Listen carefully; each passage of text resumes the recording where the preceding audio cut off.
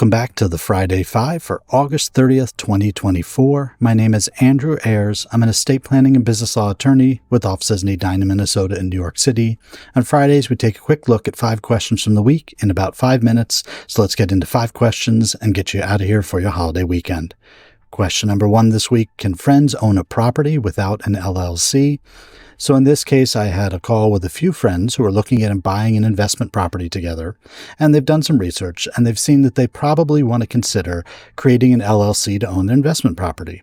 And of course, the big benefits of the LLC are going to be the liability protection, as well as having an operating agreement that'll specify what happens if there's disagreements amongst the 3 of them when it comes to what to do with the property or major decisions, major repairs.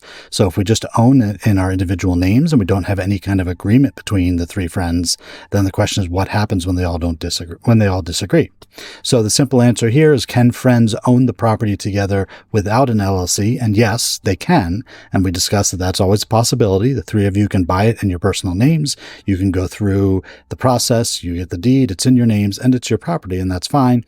However, what we normally will recommend is we do an LLC so that we have a business entity. We can take advantage of tax benefits, the liability protection, as well as having that agreement in place that will tell us what happens if there's any kind of a disagreement amongst the 3 friends. And the additional part of this situation was they were looking at buying more properties down the road. So we had a more in-depth conversation about actually setting up another LLC for these investment properties so we could go out and continue to acquire properties on behalf of the LLC. Question 2 this week: what happens if I sell my business and the other party breaches the contract? And whenever we come to a breach of contract issue, the first place we always start is in the contract itself.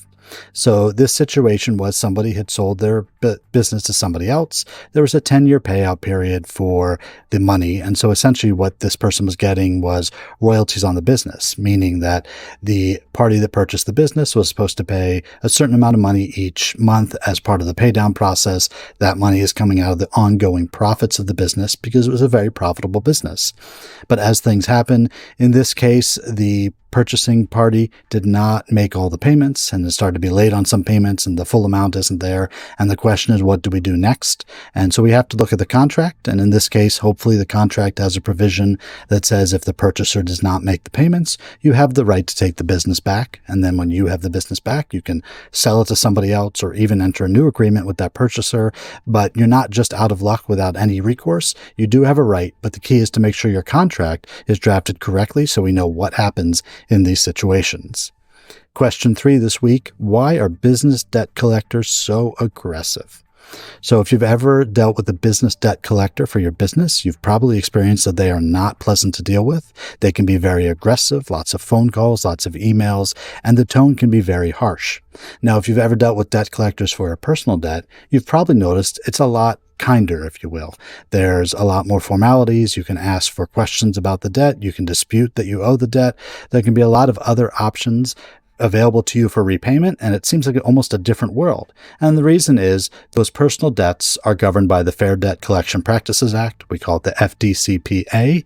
And so in that situation, there are rules from the government as to what can be done when you're collecting on a personal debt.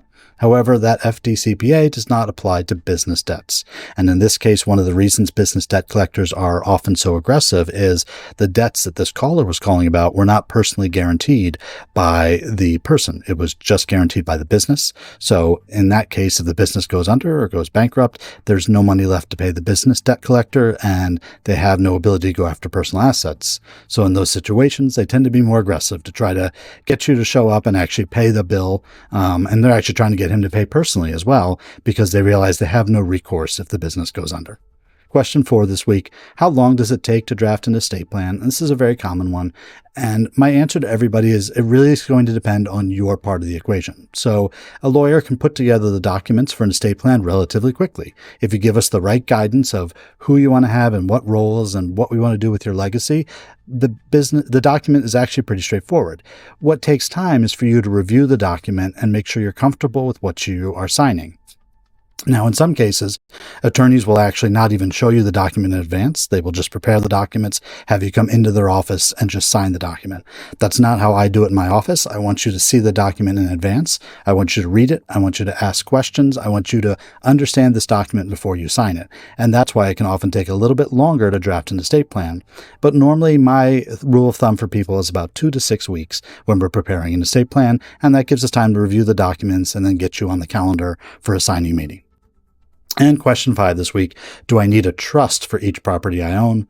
So in this case, we're moving one property into the party's trust, but they own other properties, and they were curious if we have to keep setting up a trust after trust after trust for each property that needs to be put into a trust. And the simple answer is no, you do not need a trust for each property. You can have one trust that can own the interest in each property if that's what you'd like to do. That trust can own your business interest if you have an LLC, for example, and your state will allow it. That trust can actually own your business interest. So what we can do is use that trust as one big document, one big thing that can manage all of these assets. Now, if we're looking at buying individual properties and putting them into an LLC, then we usually recommend an LLC for each property, but each LLC could be owned by your trust. But when we look at a trust itself, you don't necessarily have to set up all these trusts like you would with business interests. You can have one trust that can usually own most, if not all, of your assets. So that's our 5 questions for the week. If you like this video, you can hit the like or thumbs up button below. You can head on over to YouTube to subscribe for future episodes. There'll be a link below where you can submit a question for future episodes. You can always go to my website, 𝙃𝙀𝙍𝙀𝙀.com, for a legal strategy session and more information. And wherever you are, I hope you have a wonderful Labor Day weekend, and we will see you next week.